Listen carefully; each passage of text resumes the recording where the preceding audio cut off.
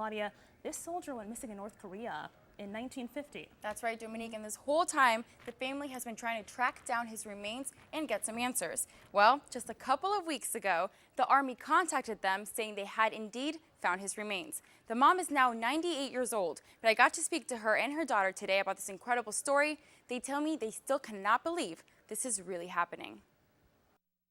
The day I got this phone call, I tell you, I almost fell on the floor. It was something Patricia Goff and her 98-year-old mother, Frances Dresser, never thought they'd hear.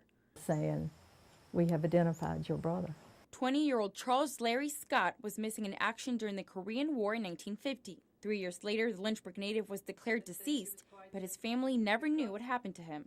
So we were just kind of in limbo all these many years. 7 years ago, they learned there were unidentified remains of MIA soldiers from the Korean War in a cemetery in Hawaii. Goff and Dresser contacted the Army and sent them DNA samples in hopes of finding a match. After about 2 or 3 years, I thought, well, you know, nothing's going to happen. But something did happen, and all it took was a single tooth. The Army got a perfect DNA match, and finally his mother and sister got some answers. In my lifetime, I did not think it would happen. But the amazing fact is that she's lived this long to see it come to fruition. And with it, the closure she worked so hard for. Don't you feel like God left you on this earth to see your son come home? I think so. I think I was left to had settled the whole thing. Patricia's birthday is actually coming up, and she told me she could not have asked for a better gift.